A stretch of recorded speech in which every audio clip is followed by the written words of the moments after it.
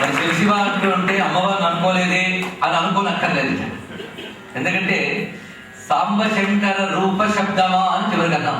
అంటే శివ శబ్దమే ఇద్దరిని తెలియజేస్తుంది. అందుకే శివ శివశక్తి రూపిణి శ్రీ లలితాంబిక శివ స్వాధీన వల్లభ. శివశబ్దం ఉభయవాచకం. అదే సాంబ శంకర రూపం. అందులో శివుడు ఉంటే శక్తి ఉంటుంది, శక్తి ఉంటే శివుడు ఉంటాడు. ఆ కారణం చేతనే శివుడు నాట్యం చేయాలనుకుంటే ఆయన ఒక్కడు నాట్యం చేస్తే ఎవరు చూస్తారండి? కానీ శివుడు నాట్యం చేస్తే చూడకుండా ఎవరు ఉంటారు? అందుకు ప్రదోష కాలంలో శివనాట్యం జరుగుతోంది. ఇప్పుడు ప్రదోష కాలంగా నాట్యంలోకి మనం వెళదాం. కైలాసంలో శివతాండవం జరుగుతోంది ప్రదోష కాలంలో. చూడ్డానికి దేవతలు ఋషులు అందరూ కూడా అహమహమిక నేనంటే నేనని వచ్చి కూర్చున్నారు. అందరూ కూడా శివుడు నాట్యం చేయడానికి సిద్ధమవుతున్నాడు. కానీ ఎక్కడైనా సభ జరిగితే అధ్యక్ష స్థానంలో ఉండాలి. అధ్యక్షుడు ఎవరు? ఊళ్ళో ఎవరు చెప్పండి వాడు కాదండి. అధ్యక్షుడు అంటే ఆ జరిగే విషయంపై సంపూర్ణ జ్ఞానం కలిగిన వాడు ఉండాలి. బాగుంది తలూపేవారు చాలా మంది కనబడతారు, కానీ ఎక్కడ బాగుంది ఏమిటి బాగుంది అని చెప్పగలగాలంటే దాని బట్టి పాటించి ఉండాలి. చెట్టు ప్రదర్శించే విద్వాంసులతో సమానమైన ఉండాలి, అధికమైన ఉండాలి. శివుడు నాట్యం చేస్తే బాగుందంటారు, కానీ ఏం బాగుందో చెప్పగలిగిన ప్రజ్ఞ ఎవరు ఉంటుంది? ఆ ప్రజ్ఞ ఉన్న వాళ్ళని అధ్యక్ష స్థానంలో కూర్చోబెట్టాక ఎవరిని కూర్చోబెట్టాలా అని ఆలోచించక్కర్లేదు. అధ్యక్షులు సిద్ధమైపోయారు, ఆవిడని కూర్చోబెట్టారట. కైలాస శైల భవనే త్రిజగత్ జనిత్రి గౌరీ నివేశ్య కనకాంచిత రత్నపీఠే నృత్యం విధాతుం అభివాంఛతి శూలపాణి దేవా ప్రదోష సమయేను భజంతి సర్వే అని చెప్తున్న శాస్త్రం. అమ్మవారిని చక్కగా అలంకరించి తీసుకువచ్చి అధ్యక్ష స్థానంలో సింహాసనం మీద కూర్చోబెట్టారట. ఆవిడ్ని చూడగానే ఉత్సాహం పొంగులు వారింది. ఎలాగంటే ఒక పూల గుత్తుని చూడగానే తుమ్మెద ఎలా రెక్కలల్లాడుతూ నాట్యం చేస్తుందో అలా చేసేట అంటున్నాడు శివతాండవకర్త. అఖర్వ సత్వ మంగళ కళా కదంబ మంజరి రస ప్రవాహ మాధురి విజృంభణ మధువ్రతం స్మరాంతకం పురాంతకం భవాంతకం మఖాంతకం గజాంతకం ధకాంతకం తమంతకాంతకం అని ఆయన నాట్యానికి ఆవిడ ఉత్సాహం నుండి ప్రేరకం. ఆ కారణం చేత ఆవిడ కూర్చుందిట. ఈ నాట్యం చేయడం మొదలుపెట్టాడు. ఉత్సాహం అంచులు దాటింది. ఆయన నాట్యం నెమ్మదిగా మొదలై ఉద్ధతితో ఆర్భటి వృత్తితో కూడి, నాట్యశాస్త్రంలో భర్తలు చెప్తున్నాడు, ఉద్ధతంగా ఆర్భటి వృత్తితో చేస్తే తాండవం అనాలి, కోమలంగా కైశికి వృత్తితో చేస్తే లాస్యం అనాలి. తాండవం ఆయన పని, లాస్యం ఈవిడి పని. ఆయన తాండవం ఉద్ధతి అంటే ఎక్స్టసీ. ఆ ఉద్ధతికి చేరిపోయి పరమాత్మ తాండవం చేస్తుంటే అమ్మవారు ఆనందం పట్టలేకపోయింది. శివుడు నాట్యం చేస్తుంటే కూర్చోమని చెప్తే లేచేస్తాడు. లేవడమే కాదు, ఆయన అడుగులో అడుగు కలిపారు. ఆ అడుగులో అడుగు కలపగానే ఆయనకు మరింత ఆనందం కలిగింది. లాస్య సుందర కళా లలిత రీతులు చూపించిందట ఆమె. పైగా ముఖం శస్యానం. శస్యానం అంటే చంద్రుడి వంటి వదనం. అందులో నూతన చంద్రికల జిగి కనబడింది. పైగా ఆవిడ చూపిస్తున్న లాస్యంలో శివతత్వమే మెరిసిపోతుంది. పసుపు ఛాయల చాన ఆవిడ, పసుపు రంగుతో మెరిసిపోతున్న తల్లి ఆవిడ. విసపు గొంతుకు వాడు ఆయన. ఆ విసపు గొంతుకు వాడికి ఈ పసపు ఛాయల చాన భంగిమలు చూడగానే పులకింత కలిగి అద్భుతంగా తాండవం చేసేట. అది చూసి ఇప్పుడు అద్భుతంగా లాస్యం చేసిందిట. ఈ తాండవ లాస్య సమ్మేళనమే ప్రపంచ విన్యాసము, ప్రపంచ విలాసం, శివశక్తుల విలాసం అని. అందుకు ఒకడు కలవగానే యోగమైంది.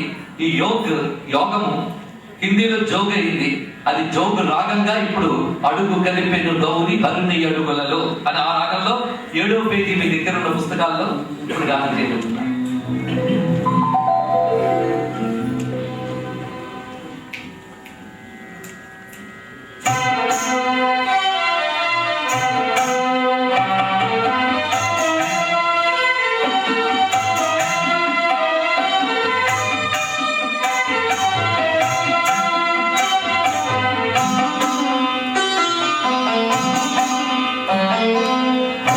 కలిపెను గౌరి కరుణి అడుగులలో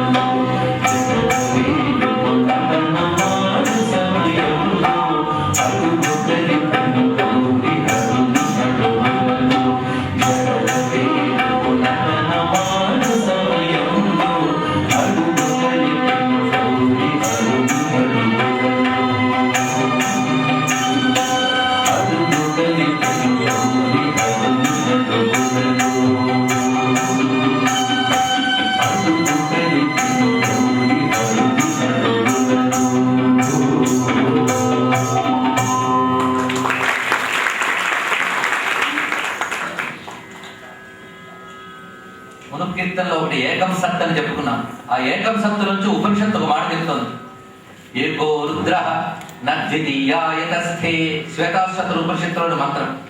అదేవిధంగా వేదంలో యజుర్వేదంలో మరొక చోట యో రుద్రో అగ్నౌ అప్సు యవౌషధీషు యో రుద్రో విశ్వాభువన వివేశ తస్మై రుద్రాయ నమో అస్తు అని మంత్రం కనబడుతున్నది. అంటే సర్వత్రా వ్యాపించిపోయినవాడు ఒక్కడే, ఆ ఒక్కడైన పరబ్రహ్మమే రుద్రుడు. నద్వితీయాయతస్థే, రెండవది మరొకట్లేదు అన్నాడు ఇక్కడ. ఆ భావం చెప్తున్న కిత్తని ఒకడే రుద్రుడు సకలం వితడే, ఇక రెండవ వారు ఎవరూ లేరు. ఈ మాట చెప్పేటప్పుడు రుద్రుడు ఒక్కడే గొప్ప దైవం, మిగిలిన ఎవరు లేరని చెప్పడం కాదు ఈ యొక్క భావం. ఉన్నదంతా ఒకటే పరతత్వం, ఆ పరతత్వాన్ని మనం రుద్రుడుగా భావన చేస్తున్నాం. ఈ భావన కేవలం వ్యక్తి చెప్పింది కాదు, శృతులు చెప్పే, సూటిగా శృతులు చెప్పే మొత్తముగా, అదేవిధంగా పాటిగా పలు పురాణాలు చెప్పే, నాటుకునేటట్టు ఆగమ శాస్త్రాలు వల్లించే ఈ సత్యాన్ని యోగములలో పరమేశ్వర తత్వమే ఆవిష్కరింపబడింది, యాగంలో ఈశ్వరుడి ఆరాధింపబడుతూ ఉన్నాడు.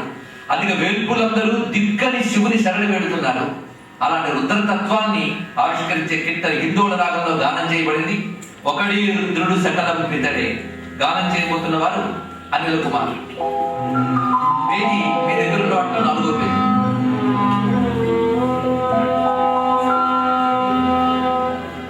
ఒకడే రుద్రుడు సకలం పితడే,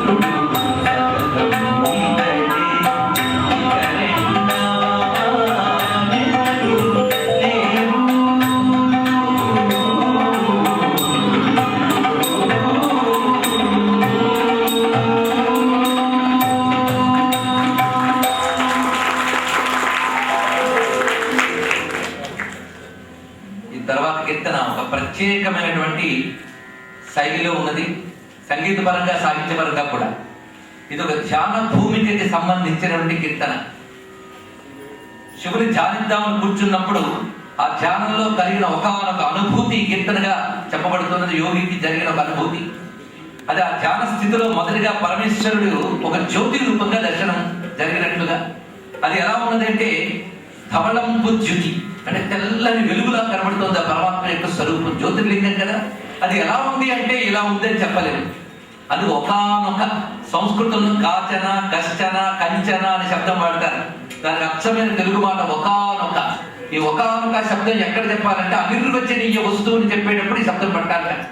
ఎలా ఉందయ్యా అంటే ఒకానొక ధవళంపు జ్యోతి. ఎలా దాని యొక్క తత్వం చెప్తూ అకలంకం అద్భుత మహానందమయమి. అది అకలంకం, ఎక్కడ కళంకము లేదు. మన చంద్రుడి జ్యోతి తెల్లగా ఉన్న కళంకం ఉంది, కానీ ఈ జ్యోతిలో, ఈ వెలుగులో కళంకము లేదు. అద్భుతముగా ఉన్నది, ఒక ఆనందమయముగా ఉన్నది ఆ ప్రకాశం. ఆ జ్యోతిని చూస్తూ చూస్తూ ఉండగా ఆ జ్యోతి ఒక్కసారి అలాగ రూపం మార్చిందని. ఆ నిర్గుణ నిరాకార బ్రహ్మము సగుణ సాకార బ్రహ్మముగా గోచరిస్తుంది. ఆ ధవళంపు జ్యోతి శుద్ధ సత్వ కాంతితో కూడినటువంటి పరమేశ్వర జ్యోతి ఒక రూపం తీసుకుంటుందిగా. చూడగా చూడగా చూపులకు ఇంపుగా కనబడుతుంది రూపం. ఎలా మారిపోతుందంటే జడల సొగసులతో జాబిల్లి కొనతో.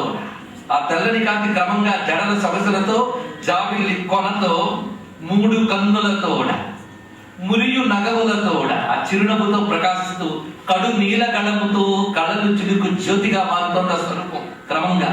4 చేతులు అభయహస్తముతో, అలా శూలకరముతో, అలా చేతులతో ప్రకాశిస్తూ విభవమైన శోభతో, విమలమైన చరణములతో, శిరస్సు నుంచి పాదముల వరకు అద్భుతమైన శోభతో ఆ జ్యోతి కాస్త శివరూపంగా దర్శనమించిన అనుభూతి ఈ కీర్తనలో కనబడుతుంది.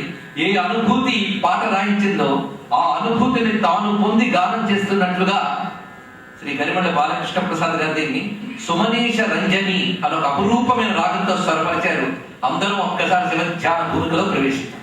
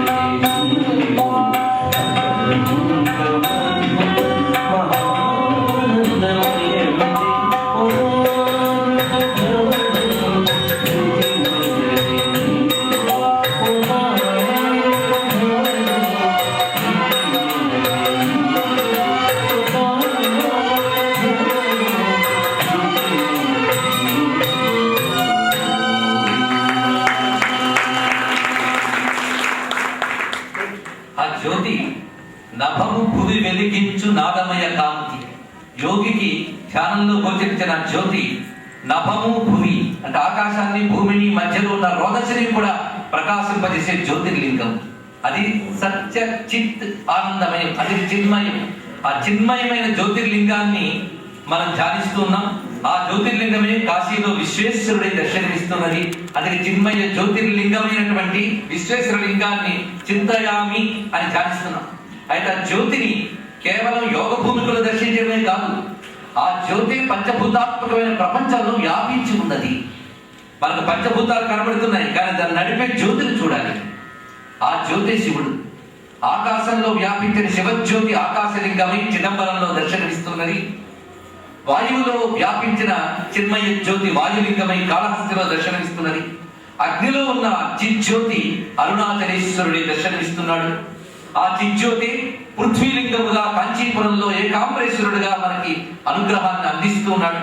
ఆ స్వామియే జలలింగముగా జంబుకేశ్వరుడుగా భాషిస్తున్నాడు.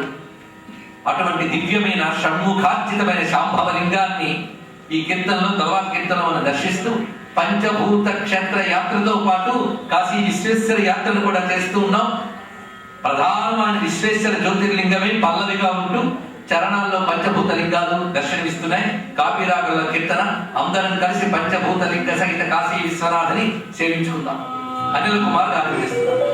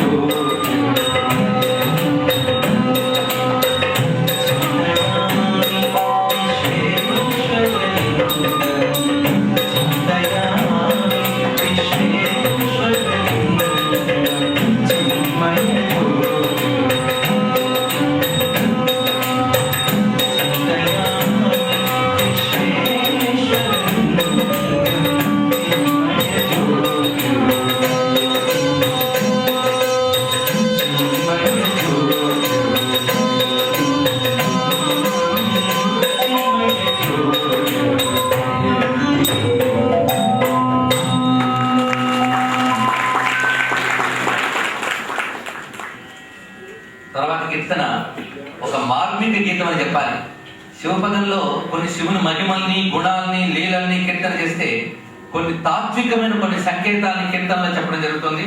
16వ కీర్తన 16వ పేజీలో మీరు చూసుకోవచ్చు పుస్తకాలు. ఇది ఒక తాత్విక చింతన తెలియజేస్తున్నది. తస్య సన్నిధి మాత్రేణ అంటూ ఉపనిషత్తులు చెప్పిన విధంగా పరమేశ్వరుడు యందే ఈ ప్రపంచమంతా ప్రకాశిస్తోంది.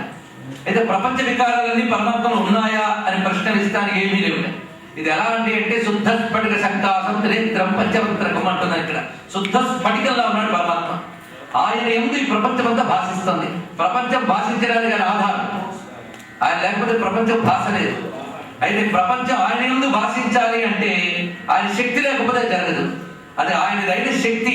ఆవిడ ప్రకృతి అని అంటున్న మాయాంతు ప్రకృతి విద్యాం మాయనంతు మహేశ్వరం అని ఉపనిషత్తు చెప్తుంది. ఆ తల్లి నమస్తేస్తు మహామాయ అని చెప్పబడుతున్న తల్లి మహామాయ. ఆ మహామాయ అనే పరాశక్తి ఆయన యందు అలా భాషింపజేస్తుంది. ఇది ఎలాగో అంటే ఒక పటికం అంటే స్ఫటికం. ఆ స్ఫటికం దగ్గర ఒక ఎర్రని వస్తువుని పెట్టినట్లయితే ఆ ఎర్రని వస్తువు యొక్క కాంతి స్ఫటికంలో కనబడుతూ అదే స్ఫటికమే ఎరుపుగా ఉందేమో అనిపిస్తుంది. అది శివుని యందు ఈ మాయాశక్తి భాషిస్తూ ఆ శివశక్తి ఐక్యంగా దర్శనమిస్తుంది. కానీ నిజానికి ఏం మాయ అంటట్లేదు. ఆవిడ వల్ల ఆయనలో అన్ని ఉన్నట్టు కనబడుతున్నాయి. కనుక ఆవిడ ప్రకాశించాలంటే ఆయన ఉండాలి, ఆయన రంగుతో కనబడాలి అంటే ఆవిడ ఉండాలి. ఈ రెండు ఉండాలి.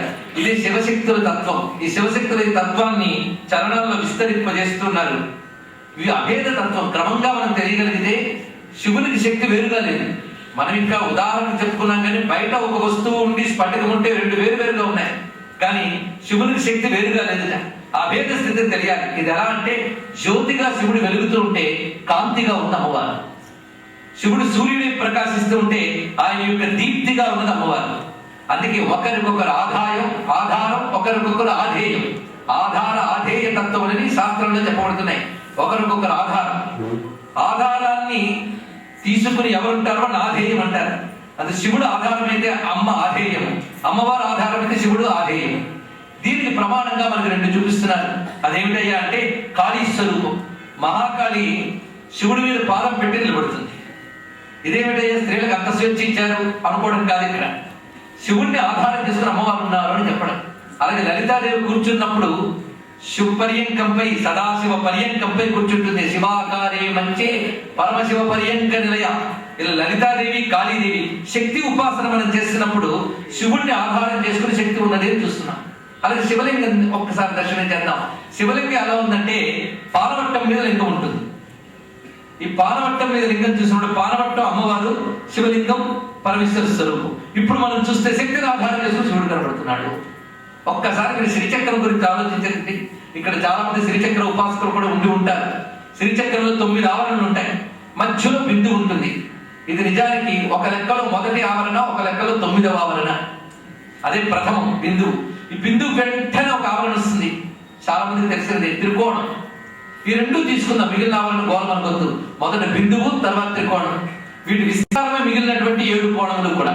ఈ రెండు అర్థం చేసుకుంటే చాలా. బిందువు, త్రికోణం. ఆ బిందు స్వరూపం శివశక్తుల ఏకరూపం, అదే లింగం. ఆ పక్కనున్న త్రికోణం అదే పాలపట్టం అన్నారంతే. ఆ త్రికోణంలో 3 బిందువులు ఉంటాయి. ఇచ్ఛా, జ్ఞాన, క్రియ. ఈ 3గా ఉన్న శక్తి పాలపట్టమై మూడింటికి మూలమైన శివస్వరూపము బిందువై కనబడుతుంది. అదే శివుడు జ్యోతిర్లింగంగా ఉంటాడు. అమ్మవారి ఇచ్ఛా, జ్ఞాన, క్రియాత్మకమైనటువంటి పాలపట్టంగా ఉన్నారు. ఇది దర్శించవలసింది.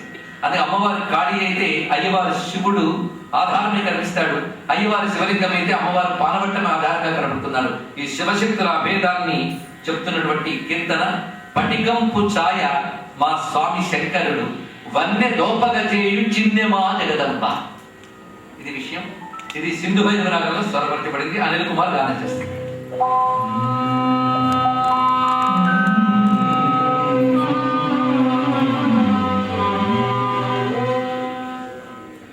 పటికంపు ఛాయ మా స్వామి, పటికంపు ఛాయ మా స్వామి శంకరుడు వన్నె దోపగ చేయు చిన్నెమా జగదంబ. పటికంపు ఛాయ మా స్వామి శంకరుడు వన్నె దోపగ చేయు చిన్నెమా జగదంబ. పటికంపు ఛాయ మా స్వామి, పటికంపు ఛాయ మా స్వామి.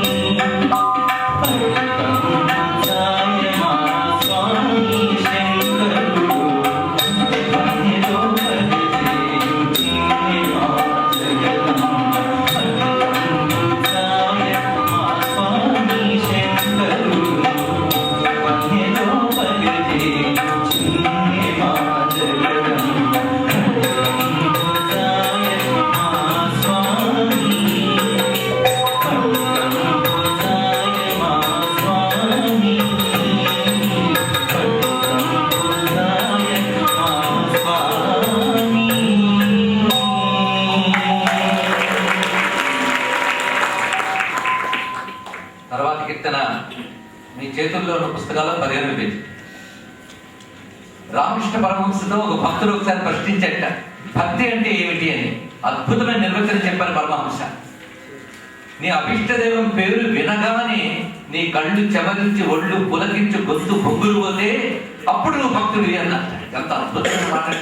తర్క వితర్కాలు, విచక్షణలు, విశ్లేషాలు అన్ని విడిచిపెట్టి భగవన్నామం పలకగానే కళ్ళు చెమరించి ఒళ్ళు పులకించి గుండె పొంగిపోతే అది గొప్ప భాగ్యం.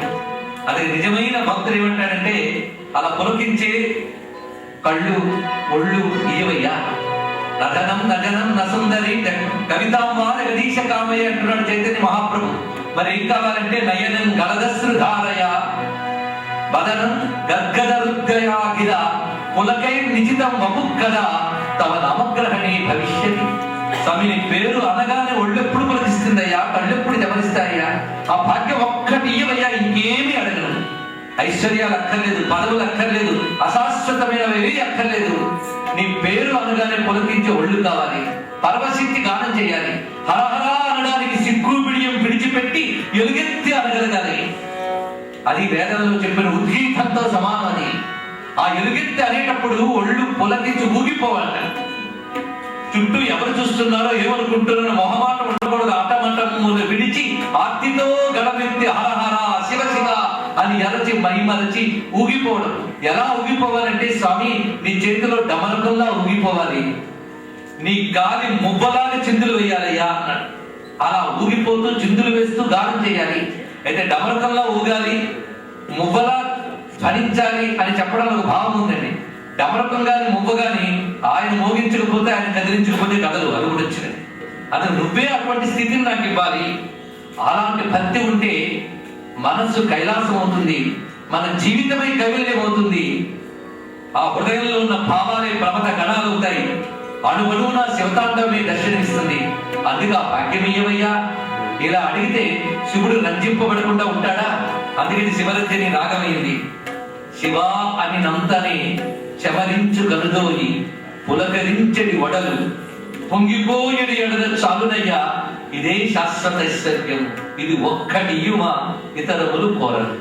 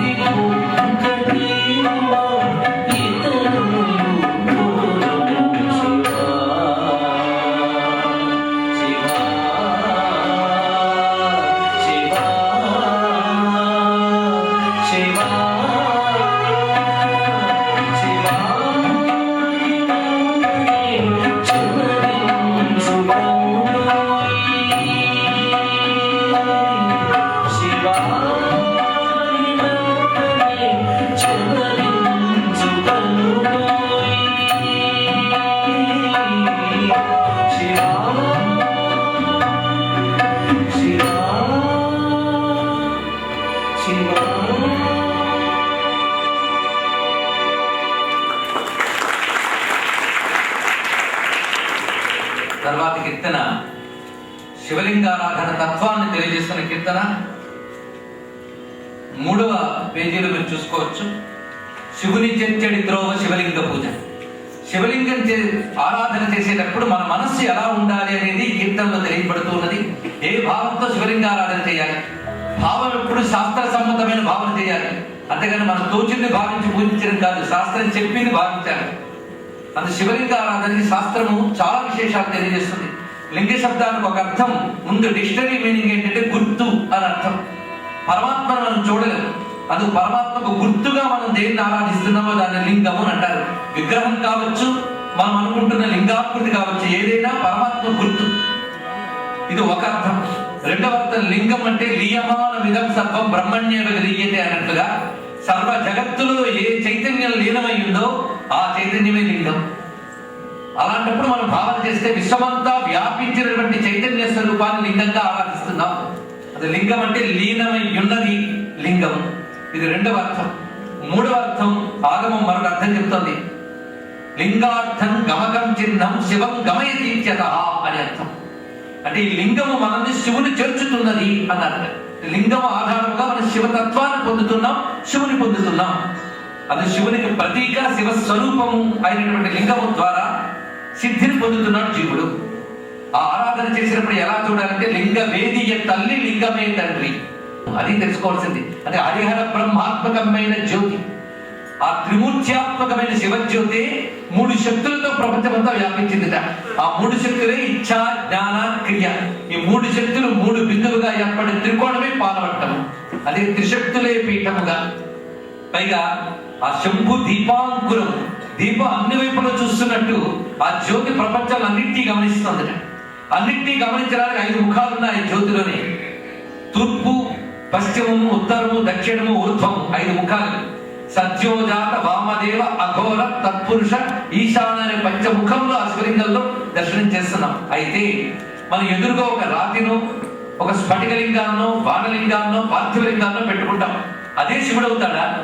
లేదా ఒక విగ్రహం పెడతాం, అది భగవంతుడు అయిపోతాడా? ఒక యంత్రం పెడతాం, అది అమ్మవారు అయిపోతుందా? అవుతుంది. ఎందుకు అవుతుందంటే దానికి ఒక పద్ధతి ఉంది కనుక. మనం నమ్మేం కనుక అక్కడ భగవంతుడు అనుకోవద్దు, అక్కడ ఒక శాస్త్ర ప్రమాణం ఉన్నది. ఇది తెలుసుకోవాలి. ఇది గ్రహిస్తే మొత్తం హైందవ విగ్రహారాధన, ప్రతిమారాధన తత్వం మొత్తం అర్థమవుతుందండి. దేనికైనా తత్వం ఒకటి. మనం ఎదురుగా లింగాన్నో, విగ్రహాన్నో, యంత్రాన్నో పెట్టుకుంటాం, అక్కడ భగవంతుడిని ఆవహింపజేస్తాం. దేనిలో భావిస్తే దానిలో భగవంతుడు వస్తాడు, ఇది తెలుసుకోవాలి. భావిస్తే దొరికేవాడు భగవంతుడు ఒక్కడే. భావించాలి, కానీ భగవంతుడిని కూర్చోబెట్టగలిగినంత మనం భావించగలమా? ఇది ఆలోచించండి. ఈ కీర్తన మాత్రం సీరియస్సేనండి, అందుకే దీని వ్యాఖ్యానం కొంచెం ఎక్కువ. భగవంతుణ్ణి కూర్చోబెట్టగలిగినంత భావించే శక్తి మనకుందా? ఇది ప్రశ్నించాలి. కన్నప్ప శివలింగాన్ని చూస్తూ శివుడు వచ్చి కూర్చున్నా ఇచ్చింది తిన్నాడు. దేనివల్ల? అది రాయి అనుకోలేదు, శివుడి అనేటువంటి గాఢ భావన చేసేటప్పుడు సర్వవ్యాపైన పరమేశ్వరుడు గురించి వ్యక్తమయ్యాడు. అన్నమయ్యకి వెంకటేశ్వర స్వామి విగ్రహాన్ని చూస్తే పొడగంటిమయ్యా నువ్వు పురుషోత్తమ అన్నాడు. అందుకని వెంకటేశ్వరుడి విగ్రహాన్ని చూసాం అనుకోలేదు. భావన బలం గట్టిగా ఉంటే మట్టి ముద్ద నుంచి కూడా భగవంతుని చూడొచ్చు, ఆవహింపజేయవచ్చు. కానీ అందులో దర్శించగలిగి, ధ్యానించగలిగి, ఆవిష్కరించగలిగే భావన బలం మనకు లేదుట. మనకు బలం లేకపోతే మరొకరి బలం తీసుకోవాలి. నేను ఈ వస్తువుని ఎత్తలేకపోతే మరొకరు సాయం చేస్తాను. అదే మన బలం భావనా బలం అయితే దానికి తగిన బలం లేదు కనుక మనకు బలం కావాలట. ఆ బలం పేరు మంత్ర బలం. భావం మనది, మంత్రం మంది కాదు, ఋషులది. ఋషులిచ్చిన మంత్రానికి సహజ శక్తి ఉంటుంది. అందుకు మన భావనతో మంత్రం కలియాలి. అందుకే హిందువులు ఏ దేవతను ఆరాధించినా ఆవాహన చేసేటప్పుడు మంత్రముతో ఆవాహన చేస్తారు. ఇది తెలుసుకోవాల్సిన ప్రధానమైన అంశం. ఎప్పుడైతే ఒక మంత్రం తీసుకుని పరమేశ్వరం ఆవాహయామి లేదా నారాయణ ఆవాహయామి ఆవాహయామి అంటారో ఆ మంత్రము ద్వారా దైవశక్తి ఆ లింగములోనైనా, విగ్రహములోనైనా, యంత్రములోనైనా ప్రవేశిస్తుందట. 3 పద్ధతులతో అందులో చేరుతుంది దైవశక్తి. శాస్త్రం చెప్తోంది ఆహూత, సన్నిహిత, వ్యాపక అని 3 తత్వాలతో వస్తుంది. ఆహూత అంటే ఇన్వైట్ చేయడం, ఆహ్వానించే పరమతత్వాన్ని మంత్రము ద్వారా. ఆహూత ఎప్పుడైతే పిలిచామో అది సన్నిహిత, ఆ బింబమునందు సన్నిహితమవుతుందిట. అంటే చక్కగా వచ్చి కూర్చుంటుంది. కూర్చోవడమే కాదు, వ్యాపక ఆ ప్రతిమయందు లేదా లింగము నుంచి సంపూర్ణంగా వ్యాపించిపోతుంది శివతత్వం, ఏ దేవతాతత్వమైనా. అప్పుడు మనం ఆరాధన చేస్తున్నాం. అందుకే పసుపు ముద్దని మలచి కూడా గణపతిని కూర్చోబెట్టగలిగే శక్తి హిందూ మతంలో ఉన్నదండి. మట్టిని గుండ్రంగా మనకి మహాలింగం చేస్తాం. మనం 4 గీతలు గీసి శ్రీయంత్రం చేస్తాం. కనుకని ప్రతిమారాధన తత్వం తెలియాలి. తెలియకుండా హిందువులు విగ్రహారాధనలు ఎవడో ఉన్నాడని మనము అనుకోకూడదు. దీని వెనకాల ఇంత తత్వం ఉన్నది. ఆ తత్వం ఈ కీర్తనలో ఉన్నది. శివుని చేర్చేటి త్రోవ శివలింగ పూజ. అందుకు మంత్రంతో పాటు మనసు కలవాలి, మనసుతో పాటు మంత్రం కలవాలి. ఒక్కొక్కప్పుడు మనసు కలగకపోయినా కనీసం మంత్రం కలిసినా చాలండి. ఒక ఆయన అంటాడు విష్ణు సహస్రం చదువుతుంటామండి, మొట్టమొదటి కాన్సన్ట్రేషన్ ఉంటుంది, తర్వాత మనసు అంతా ఇటో పోతుందని. ఏం చేయడం, ఏం పోయినా పర్వాలేదు చదువు. ముందు చదువుతుంటే పాపం పోయి ఎప్పటికైనా మనసు నిలబడుతుంది. అదే మనసు నిలబడలేదు వదిలివద్దు. ముందు నువ్వు కూర్చున్నావుగా, తర్వాత కొన్నాళ్ళు మనసు కూర్చుంటుంది. అది సాధనలో తెలుసుకోవాల్సిన అంశం. ఈ కీర్తన వినేటప్పుడు ఎదురుగా లింగం రాయి మట్టి అనుకోకుండా సర్వవ్యాపకమైన శివబ్రహ్మము ఈ లింగమునందు మనసు మంత్రము కలిసి మహాదేవుని పిలువ సన్నిహితుడై నిలిచి స్వామి వ్యాపకుడము. అటువంటి ఆ తత్వాన్ని చివరికి అక్కడ ఆరాధించేవా గ్రహించాలి. ఎక్కడంటే దహరమే చిదంబరము దైవము సదాశివుడు. షణ్ముఖీ భావనలే సకలము అర్చనలు. శివుని చరిత్రోవ శివలింగ పూజ జంఝూటిరా.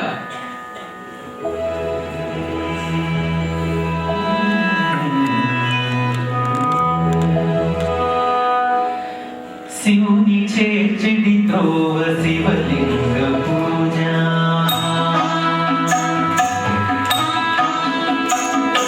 శివుని చేర్చడి త్రోవ శివలింగ పూజ. లింగవేదియ తల్లి లింగమే తండ్రి. శివుని చేర్చడి త్రోవ శివలింగ పూజ. లింగవేదియ తల్లి లింగమే తండ్రి. శివుని చేర్చడి త్రోవ శివలింగ పూజ. శివుని చేర్చడి త్రోవ శివలింగ పూజ.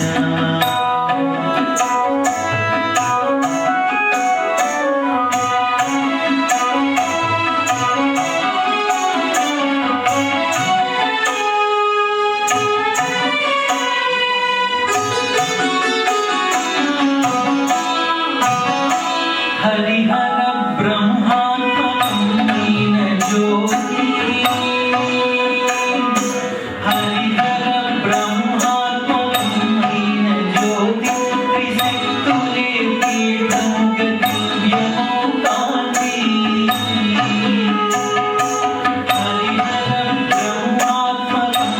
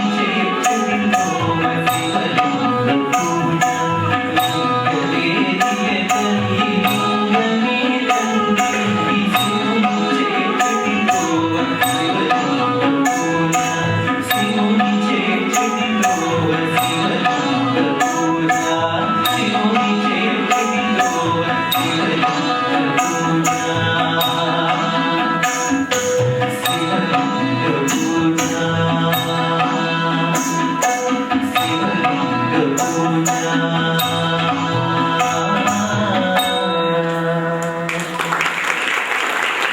ఈనాటి శివపద కార్యక్రమంలో ఆఖరి శివ సంకీర్తనలోకి ప్రవేశిస్తూ ఉన్నాం. ఈ సందర్భంలో ఈరోజు ఇక్కడ మనం నూతనమైన ఒక సీడీని ఆవిష్కరించాం. ఇంకా ఇప్పటికి ఆవిష్కరింపబడిన 8 సీడీలు లభ్యమవుతున్నాయి. ఇవన్నీ శివపదం ఒక సెట్ గా తీసుకురావడం జరిగింది. అందులో ఉన్న కీర్తనలు కూడా ఇందులో చాలా పాడడం జరిగింది. ఎక్కువ భాగం బాలకృష్ణ ప్రసాద్ గారు స్వరపరిచినవే. ఇంకా ఇంకా వీరు స్వరపరచబోతూ ఉన్నారు. శివపదానికి వీరి మొదటి స్వర పదాల కలయిక చాలా జరుగుతున్నది. అదేవిధంగా ఈ శివపద నృత్యాలుగా గానాలుగా దేశ విదేశాలు వ్యాప్తి చెందని ఇందాక ప్రస్తావన చేసుకున్నాం. ఇటీవల కాలిఫోర్నియాలో లాస్ ఏంజలీస్ దగ్గర డాక్టర్ సుమతి కౌశల్ గారు తన శిష్య బృందం చేత 5 శివ సంకీర్తనలు అద్భుతంగా నృత్య రూపకంగా మనకు చూపించారు. అది నాకు ఆశ్చర్యం. వారు ముందే ఇవంతా కొరియోగ్రఫీ చేసి ఆ సభలో నా ప్రవచనాన్ని పూర్వభాగంలో అది ప్రకటించడం జరిగింది. అదేవిధంగా డెట్రాయిట్ లో మరొక నృత్య కళాకారిని తన శిష్యుల చేతి పనిచేయించారు. న్యూజెర్సీ గవర్నర్ ఇంట్లోని శివపద కీర్తనలు ముఖ్యంగా అడుగు కలిపిన గౌరీ ఇచ్చారు అక్కడ నృత్య ప్రదర్శన చేయబడ్డాయి. ఇవన్నీ చూస్తుంటే పరమేశ్వరుడికి ఎంత కారుణ్యం చూపించి అంత ప్రసరింపజేస్తున్నాడు శివపద గానలహరిని అనిపిస్తున్నది. అందుకు శివపదం మీద అభిమానం కలిగిన కొందరు గట్టి పట్టుబట్టి శివపదం పాటలన్నీ రావాలి అని అంటున్నారు. అలాంటి పట్టుబట్టిన వాళ్ళ మొట్టమొదటి వారు మా శ్రీవిలాస్ గారు. అది శివపదం పుస్తకం వచ్చింది 111 కీర్తనలతో. అది ఇప్పుడు 7 ముద్రలు జరిగి ఇప్పుడు 8వ ముద్రణ జరగబోతోంది. ఇంకా 1000 కీర్తనలు ఉన్నాయి కనుక మిగిలిన కూడా అతి త్వరలో వాల్యూములుగా తేవడం జరుగుతుంది. మరి ఇప్పటికి 8 సీడీలు వచ్చేయండి. ఇంకెన్ని రావాలి? ఇది 9వది వాళ్ళ. ఇవన్నీ కూడా మీ వద్ద ఉంచి వినుకోవచ్చు. అంతేకాదు ఇకపై కూడా ఇంకా ఎన్నో రాబోతున్నాయి. ఎక్కువ బాధ్యత స్వీకరిస్తున్నారు మా బాలకృష్ణ ప్రసాద్ గారు. ఇప్పుడు పాడబోతున్నటువంటి పాట నిజానికి చిన్న చిన్న మాటల్లా ఉంటాయి కానీ ఒక మాటకు అనుబంధం చూస్తుంటే పెద్ద వ్యాఖ్యానం అవుతుంది కానీ పెద్ద వ్యాఖ్యానం చేయం. ఇది పంచాక్షరి గీతం. ఇది నమశివాయ నటేశ్వరాయ. నమశివాయకి నటేశ్వరాయకు సంబంధం ఉందండి. నమశివాయలో పంచభూత తత్వములు ఉన్నాయి. సృష్టి స్థితి సంహార నిరోధాలు అనుగ్రహమైన పంచ కృత్యాలు ఉన్నాయి, పంచ ప్రాణాలు ఉన్నాయి, పంచ తన్మాత్రలు ఉన్నాయి. ఇలా పంచమంతా నడిపే పరమేశ్వరుడు పంచ ముఖాల నుంచి వచ్చిన పంచాక్షరి మంత్రం నమశివాయ. అందుకే ఆయన తన చేతులు నటరాజు రూపంలో ఆ చేతులు అవి పట్టిన భంగిమ వర్ణిస్తారు. ఒక చేతితో డమరుకం, ఒక చేతితో అగ్నిహస్తం, ఒక చేతితో అభయహస్తం, కింద డోలాహస్తం, కింద అదిమి పెట్టిన పాదం, మరొకటి పైకి ఎత్తిన పాదం. ఇవి చూస్తే ఆ డమరుక హస్తం అగ్నిహస్తం ఈ రెండూ కలిసిన పాయింట్ క్రింది పాదం ఎత్తిన పాదం 5 వస్తాయి. 5 పాదముల యొక్క లేదా 5 చేతులు పాదముల యొక్క ముద్రల దగ్గర నమ శివాయ అక్షరాలు ఉన్నాయి. అది నమశివాయ యొక్క సాకార రూపమే నటరాజమూర్తి. ఆయన కేవలం ఒక్కడు లేడండి. నటరాజు నాట్యం చేస్తున్నాడు అంటాం కానీ నటరాజు శివుడైతే నాట్యం అమ్మవారు. నాట్యం లేకపోతే నటరాజు అవుతాడా, అమ్మవారు లేకపోతే అయ్యవారు ఉంటారా, ఇది తెలుసుకోవాల్సింది. అందుకే నటరాజుల చమత్కారం ఏంటంటే ఆయన కుడి చెవికి మకర కుండలం ఉంటుంది, ఎడమ చెవికి తాటంకం ఉంటుందండి. అంటే అర్ధభాగం అమ్మవారు, తాటంక ఆవిడేగా. అందుకే నమశివాయ అనగానే నటేశ్వరాయ అనాలి. అదన్న వెంటనే ఉమావరాయ నమో నమస్తే అనాలి. ఆయన ఎక్కడున్నాడు అంటే చిదంబరంలో ఉన్నాడు. చిదంబరం హృదయమేగా, హృదయ పీఠికా మధ్యగతాయ. అక్కడ ఆయన ప్రకాశిస్తేనే మనకు వాక్కులు ధ్వనిస్తున్నాయి. అందుకే సదమల్ల వాంగ్మయ సంపత్కరాయ. ఆ పరమేశ్వరుడు నాట్యం చేస్తున్న భంగిమ చూస్తే నదీధరాయ నగవాసాయ విధు కిరీటాయ. విధు అంటే చంద్రుడు అర్థం. విధు కిరీటాయ. అలాంటి శివతత్వం మనకి దర్శనం కావాలంటే మనకు ఒక సంస్కారం కావాలి. ఆ సంస్కారం ఏంటయ్యా అంటే నిశిత ధీదృశ నిశ్చితాయ. ఇది పూర్తి సంస్కృత రచన. బుద్ధి నిశితం అవ్వాలి. నిశితం అంటే షార్ప్, ఏకాగ్రం కావాలి. ధీ అంటే బుద్ధి, ధీ దృశ అంటే బుద్ధి యొక్క దృష్టి, భావ దృష్టి, మన అంతఃకరణం యొక్క దృష్టి ఏకాగ్రం అవ్వాలి, పాయింటెడ్ గా ఉండాలి. అలా నిశిత ధీ దృశ మనకు ఉంటే పరమాత్మ నిశ్చితులే కనిపిస్తాడు, స్పష్టంగా గోచరిస్తాడు. అందుకు నమశివాయలో చెప్పబడుతున్న పరమేశ్వరుడు దర్శనం కావాలంటే అటువంటి బుద్ధి కావాలి. అలాంటి బుద్ధి కలిగినటువంటి స్వామికి నమస్కరించే కీర్తన నమశివాయ. శుద్ధ ధన్యాసి రాగం. ఆ తత్వం అయితే మనం శుద్ధులమవుతాం, ధన్యులమవుతాం. ఆ యోగ రాగమే శుద్ధ ధన్యాసులు.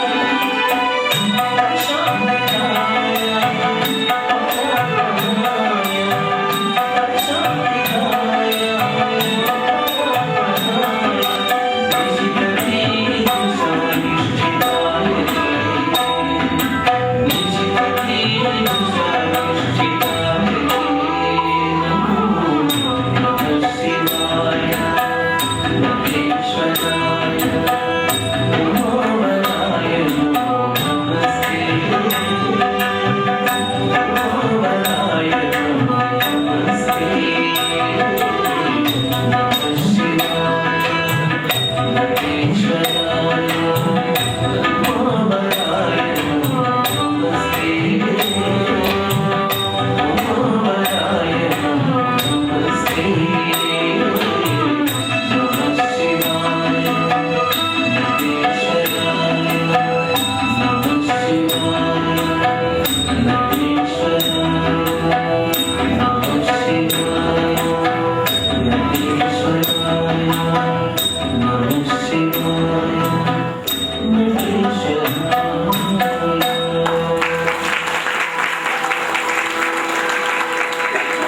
శివ సంకీర్తన యజ్ఞానికి ఈ చెన్నై నగరానికి అనేక దూర ప్రాంతాల నుండి కూడా ఇక్కడికి విచ్చేశారు.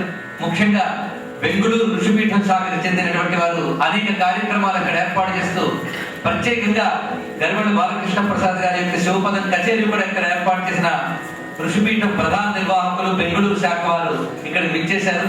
వారు రాధాకృష్ణ గారు, అదేవిధంగా డాక్టర్ వ్యాకరణ ఆంజనేయ శాస్త్రి గారు, డాక్టర్ జొన్నలగడ్డ ప్రసాద్ గారు, ఐఏఎస్ గారు, వీరు ముగ్గురు ఇక్కడికి ఈ కార్యక్రమం కోసం ఇచ్చేశారు. అలాగే ఒంగోలు నుంచి, కావల నుంచి, అనేక ప్రాంతాల నుంచి కూడా శివపదం కోసం వచ్చినటువంటి వారు ఉన్నారు.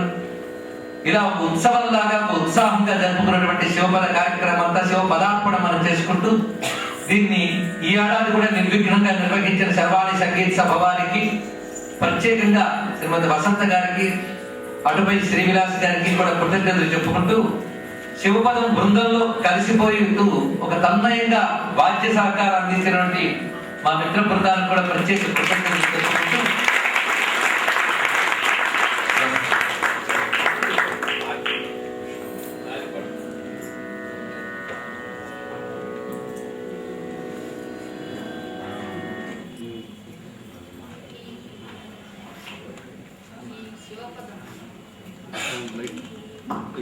ఈ శివపదం అన్నటువంటి బృహత్ కార్యం ఇంత విజయవంతంగా జరగటానికి వెనుక ఎందరో మహానుభావులు ఉన్నారు. వారందరికీ వందనాలు తెలుపుకుంటున్నాం సర్వాణి సంగీత సభ తరఫుని. కొందరు ఈ కార్యక్రమం విజయవంతం అవడానికి శ్రమదానం చేస్తే మరికొందరు ద్రవ్యదానం, కొందరు ప్రసాద దానం, ఇలా రకరకాలుగా అందరూ చేయి వేసి ఈ కార్యాన్ని ఇంత విజయవంతం కావించారు. ముఖ్యంగా మా కృతజ్ఞతలు తెలుపుకోవాల్సిన వారు శ్రీ రఘురామయ్య గారు, శ్రీ ఎంఎస్ మూర్తి గారు, శ్రీ శ్రీధర్ రెడ్డి గారు, శ్రీ హరనాథ్ గుప్తా, శ్రీ పి మురళీకృష్ణ గారు, శ్రీ పి వైద్యనాథన్ గారు, శ్రీ పి వెంకటేష్, శ్రీకాంత్, ఇంకా ఊరా కుటుంబం వారు, ముఖ్యంగా శ్రీమన్నారాయణ గారు, వారంతా కలిసి ప్రసాదం ఈనాటి ఈ శివపదం కార్యక్రమం ప్రసాదం అందిస్తున్నారు. ఒక్కసారి చాలా మంది ఇప్పుడు వెంటనే మాకు కబురు వచ్చింది, ఒక్క పాట అయినా మరొక్కటి పాడాలి అని. శివునికి లాలిపాట ఉంది, అది ఇప్పుడు గానం చేయబోతున్నారు.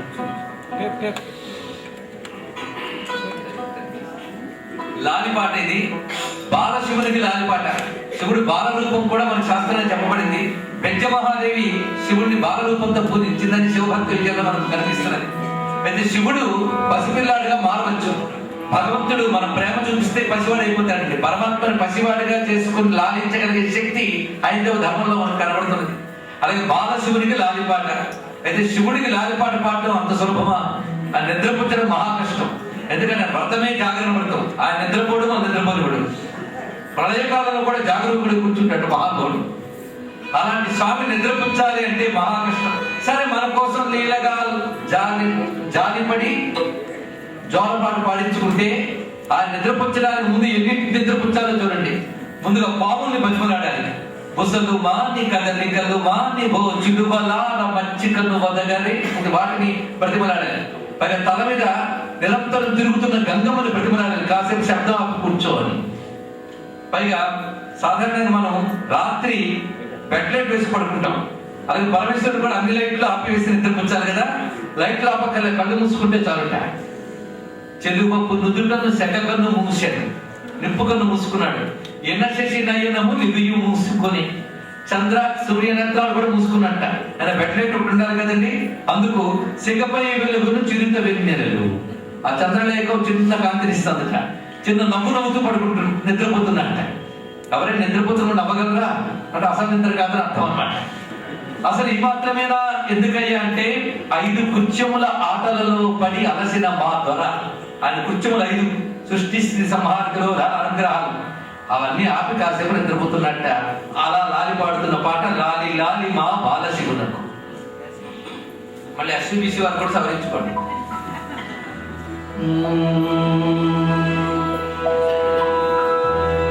లాలి లాలి మా బాలశివునకు లీలా శిశుని హేలా మూర్తికి లీలా శిశుని హేలా మూర్తికి లాలి లాలి మా బాలశివునకు లీలా శిశుని హేలా మూర్తికి లీలా శిశుని హేలా మూర్తికి లాలి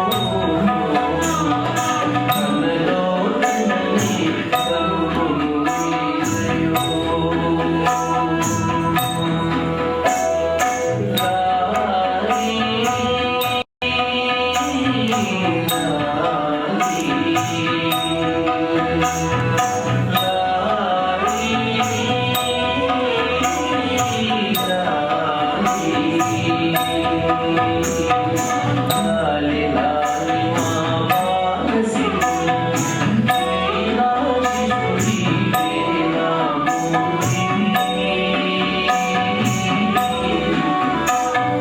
లీలా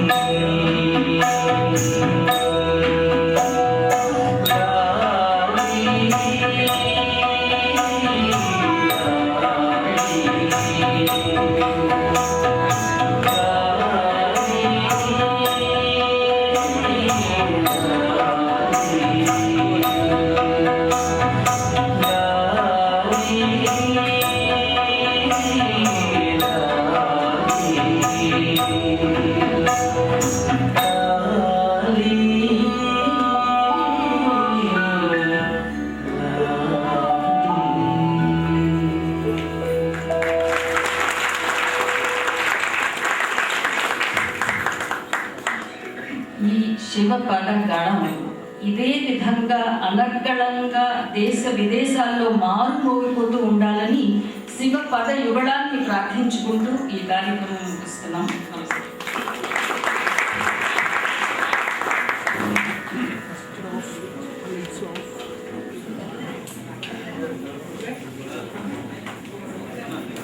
బాగున్నారా?